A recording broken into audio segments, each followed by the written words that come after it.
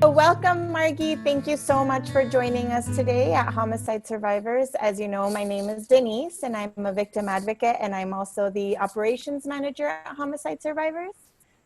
And joining us is also...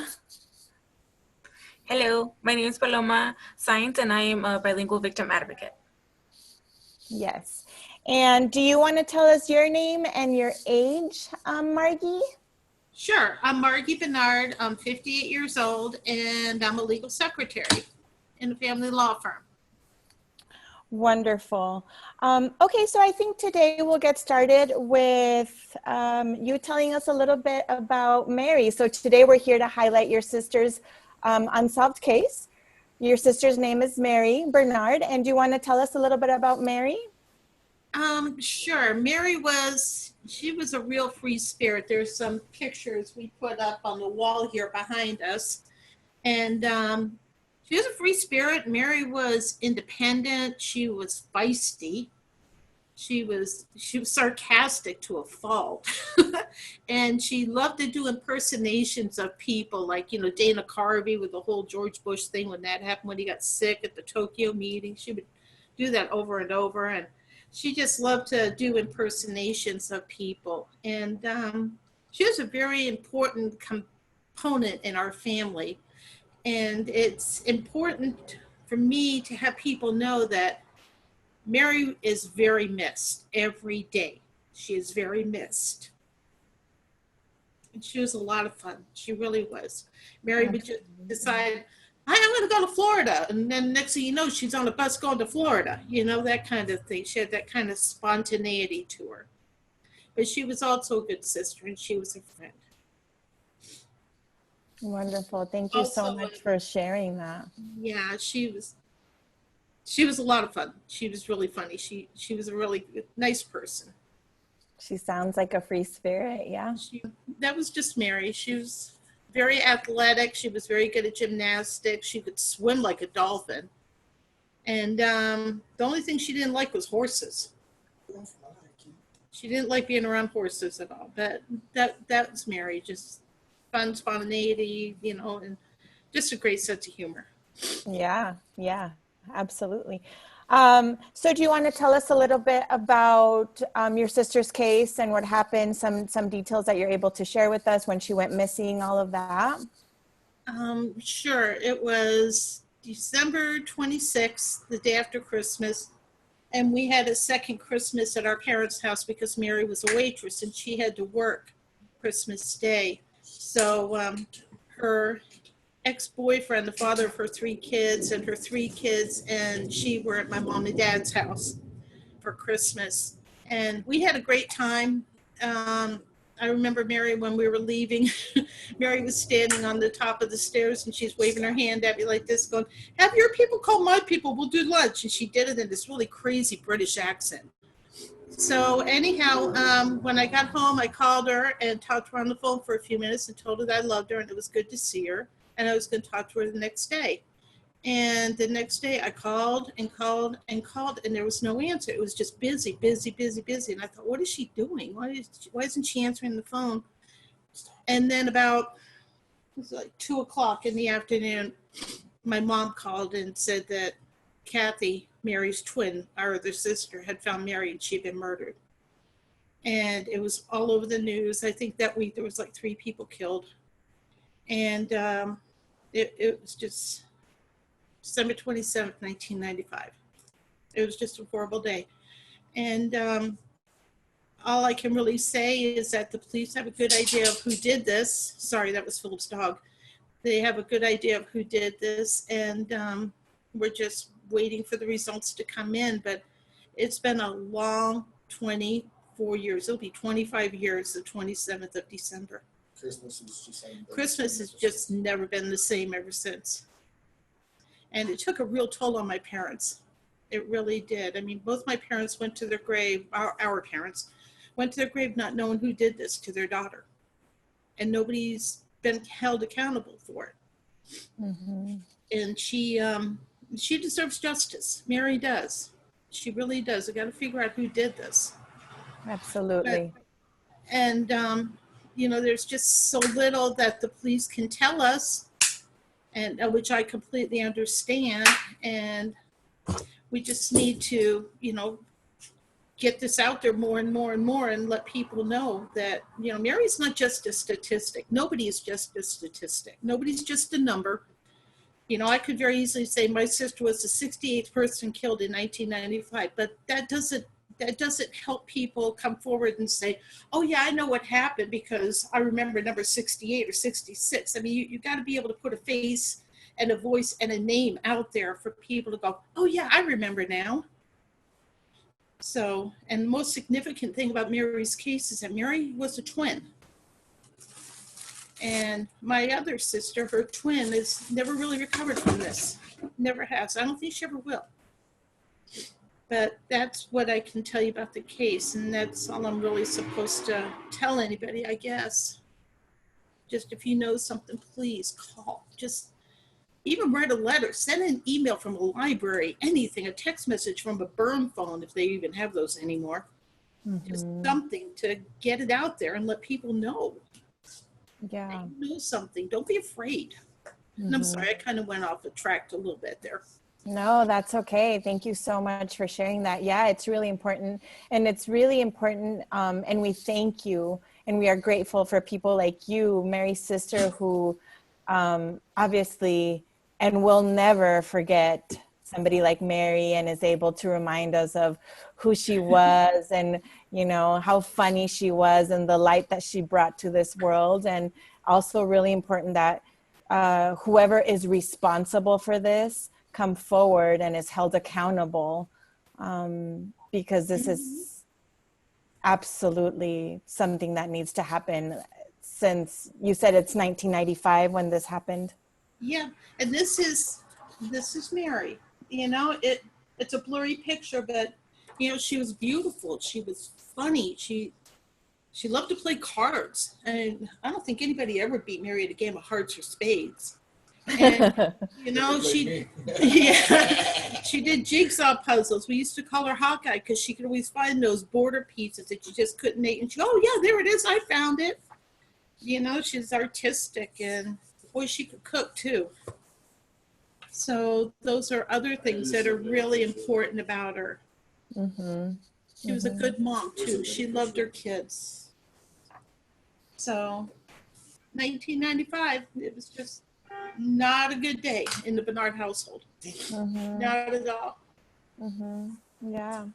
And it's important that we highlight these cases during National Crime Victims' Rights Week. It's important that we never forget, but particularly during National Crime Victims' Rights Week is when we really like to highlight some of the cases here in our community that are still unsolved, that still need that voice in order for somebody to come forward and get those cases solved. So thank you so much again for joining us and doing that. So tell us, how long have you been engaged in our services too, Margie? I know I've known you for a little while. It's been a year. It was April 7th. I got a call from, I think it was Alexandra. She called me, and I think you called me too and told me you had spoken with Sergeant Borboa. Yes. He had given you my name. And so I got in touch with you guys, and that's when I did, it was April 9th, I did the thing at the bottom of the public library. And who were those other two families? Oh, that was so sad. My niece Elizabeth was there with me. So there was the family of Edward McGuire, who is also an unsolved case, and the family of Arturo Bustamante, who is also an unsolved case. Right, we were all at that table right there in the front. And I was so scared because I was sitting there all alone. I remember that. But that's how long I've been involved. And I did I spoke at the Thanksgiving thing. At our Thanksgiving potluck. So throughout the year, you've been engaged in our services in attending events. 3 events. Yeah, this will be the. I like that. This will be the 4th one. That Thanksgiving one they had was pretty fun. Yeah, that was fun. I was so scared standing up there. Remember, I was kind of leaning on Philip a little bit, like, oh no, what am I doing up here? You did a great job, Margie. Thank you. But yeah, I've been in this for a year, and I'm going to stay in it even after we find out what happened to Mary, who did this to Mary. I'm still going to stay involved because it's important. I think if you have somebody who has a little bit of personal experience with it, they can relate to people better than somebody who's just going to lean over and pat you on the shoulder and go, I'm so sorry. I mean, that's comforting, but, at the end of the day, it's like, I want to hear something more than I'm sorry, because you can get sorry on a card at Walgreens. So to Actions me, speak louder. yeah, I think it's just important. I would love to get much more involved. Yeah, absolutely. When you've been to our events, have you connected with other survivors? I've met with a couple of people. The one lady who spoke at the thing in September down there on St. Mary's Road, the girl, she was Papago, I think, or Tohono O'odham. She lost her Tara? sister. Both, yeah. I've sat with her a few times, and I think another lady's name is Sandy, the one whose brother was killed at the Pizza Hut. Kathy. It was a case from 1999, and Kathy has been very involved with homicide survivors, mostly lately. And yeah, I'm glad that you have been able to connect with some people. Yeah, She I was have. here, so. I was wondering what service that we have helped you the most in your journey of healing? Support groups and knowing that there are other people out there that are going through the same thing that can relate to what you're feeling and what you're going through. I also did a couple of the walks around Breed Park before it got too darn hot, and that was fun. Yeah. That was nice. It was nice to get out there and walk around, especially after being at work all day and kind of pound out your stress on the pavement. So what other self-care activities have you done that you found that were very helpful for your journey of healing? Church, Yeah. and prayer. That's helped out a lot. When I start getting really stressed out and really upset, I'll just find a quiet place like I did at work yesterday and just kind of lean back and close my eyes and just say a prayer. That helps out an awful lot. I think the most important thing to do is just remember, the good times about the person you lost. Just remember, the fun you had and the things you did together and the things you interacted with. And like Mary's children and my children are really close in age. I think Mary's youngest son, AJ, and my youngest son, Philip, are like 15 days apart. And I think Katie and Bill are like 2 months apart. Oh, wow. So, they spend a lot of time together growing up, and we have pictures and videos and, memories up here too that are the best of the kids together. And I think just staying in touch with your family and just remembering the positive things about, the person you lost, I think is the most important. Anybody can dwell on the death, but, if you can dwell on the good memories and remember the good times, then that's always the best. There's a picture that Annie, my oldest sister, has. I wish I had a copy of it, of Mary, and we were like 6 and 7 years old, and we had on these big hooded parka coats, that had things on, and she was upset about something, and she was crying, and I was hugging her. And I love that picture. I got to get a copy of it. How old were you guys? I think we were like 6 and 7 years old. Oh my goodness. And I think somebody was picking on her, and it upset me. And so I went over and I was hugging her and protecting her. And so were the twins older than you, or are you older than the twins? Younger. They were 15. The twins were younger? Okay. Yeah. 15 months? Yep. Oh my God, you guys were like triplets. Yeah, we were. My mom said sometimes it was like having triplets. She'd be like, oh yeah. Mary, Margaret, Kathy, which one are you? And a friend of hers thought that it was one kid with all those names because she would hear my mom yelling at us. Oh, that's funny. We would get into trouble. We would climb the cherry pit trees in Italy, and pick all the cherries off of the trees, and we'd hide in the tree. And we tried to play the Monroes one time with blankets and poles and stuff and tried to start a campfire in this little tent. And my mother had a fit about it, rightfully so. But, Mary and I, we would get into a little bit of trouble together as kids. But I protected her. I wish I could have protected her that night. I really do. But I can't unring the bell. All I could do is just think about the good things and move forward and figure out who did this. And like I told Kevin Adger a year ago, ladies, I don't want the death penalty. I don't want revenge on anybody. I want somebody to just look at us and say, sorry I lost my cool. I'm sorry I put your family through this. I'm sorry Mary's not here anymore. I mean, that's what I want. I want somebody to stand up and go, I'm so sorry that I did this. I think that's the most healing thing that anybody could do. Nothing's going to bring Mary back, but that would make me feel like at least somebody acknowledges and cares about what they did. It may be 25, 30 years later, but at least somebody will stand up and own what they did. Mm-hmm. Mm-hmm. I think that's the most important thing for me for healing. Yeah. Anybody can get revenge. Anybody can wish you, a lifelong disease or whatever else may be thrown out there, but that's not going to solve anything. What would you say right now to those families that also have unsolved cases right now? Any words of encouragement or wisdom or just support right now? I would say the most important thing is get involved with the groups, get involved with people who understand what you're going through. Do not isolate yourself. Do not go into this whole mode of I'm just going to, sit here and dwell on it. You can't do that. That doesn't do anybody any good.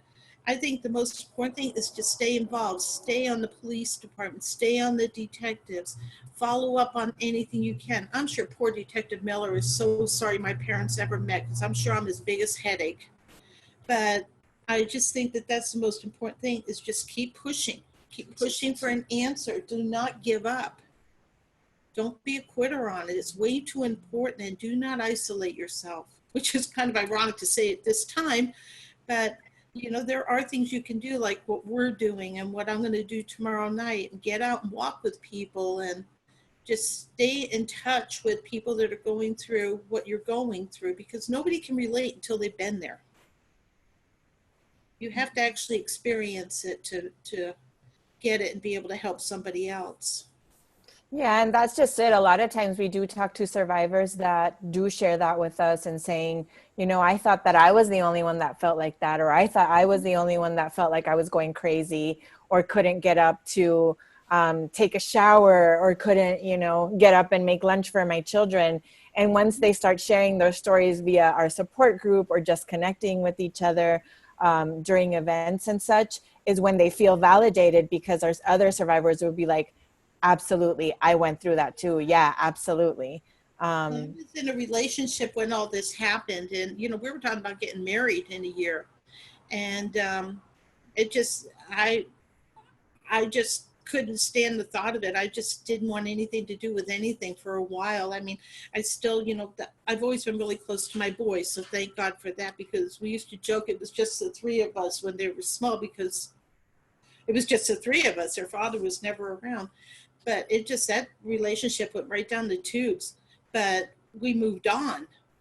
And I just kept telling myself, I got to stay strong for these boys. I got to stay strong for these boys. I got to do it. I can't fall apart. I cannot do it. But deep down inside, it was killing me. It hurt so bad.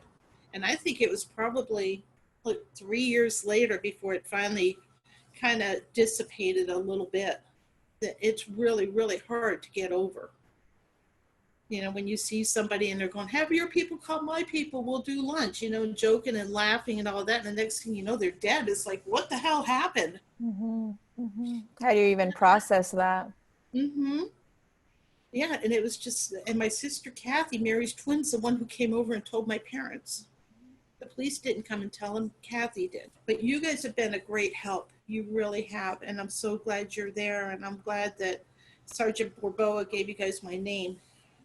But I wish there was some way we could do more about the reward for information. I mean, I don't have a lot of money. My parents are both gone.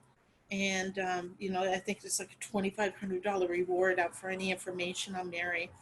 If there was any way I could raise money to get that put higher, maybe that would give somebody an incentive to talk. But then again, it could be, like somebody's just making something up or repeating something that they heard, just to get some cash. I don't know. But I wish there was some way I could raise some more money for it. One way or the other. God willing, this will come to an end and I can close this chapter. Mm-hmm. Mm-hmm. But I would just tell people, just participate in the event. You're not alone. Everything, is something somebody else has gone through. Find somebody who can relate to what you've gone through. One thing I found out that does not work is alcohol. Mm-hmm. alcohol really doesn't solve the problem at all. Just makes you feel worse in the morning, and you still have the same problem, and now you feel like crap, and you still have to deal with it. So that was really not a good move on my part for that couple of years. Yeah. You live and you learn. And Philip says, you live and you learn. Yeah, that's true, you do. But I just focus on church and focus on God and focus on my kids and focus on my grandkids and my job, and that's how I'm getting through it, and just stay involved in things and stay involved in groups. Is there anything else that we may have missed that it's important for you to know, for the public to know, Margie, that you would like to share? Just please, if anybody knows anything, please call. Please, just let somebody know. Like I said, by text message, by an email, carrier pigeon, I don't care. Just let us know who did this. I'm not even really interested in why, because I've got a pretty good idea of why and what happened. But just please, somebody just let us know. I mean, my parents died not knowing the answer to this. And I don't want this to be something that one of my boys are going to carry on with. I really want to know who. You know, people can Yeah. remain anonymous. And people can, like Philip said, people can remain anonymous. And Anonymous. yeah, it's something that's really, really important, that Mary deserves justice. Mary deserves closure. You know, if the person who did this is deceased, not much you can do about that. But if they're not deceased, then they've got to own what they did. And it's only fair that they say, I'm sorry to my family. Because we didn't ask for the last 24 and a half years of this. And no matter what Mary may have said, done, had on her, whatever the situation was, she didn't deserve this either. And her kids didn't deserve this. They grew up without their mother. Mary has 2 grandchildren. She'll never know, and they'll never know her. Nobody had any right to take that. So please, just call. Just have the guts to call. Absolutely. And yeah, you're right. Anything that comes in through 88 Crime will remain anonymous, and there is a $2,500 reward for this case to be solved, or for any information, really. Thank you so much, Margie, for sharing Mary's story with us today. Well, thank you for letting me come back on. Absolutely. And we will continue to let you come back on as long as it's necessary, and hopefully not too long. Thank you so much for sharing all the pictures, for sharing all the wonderful stories. And thank you so much for Philip for being there and supporting your mom.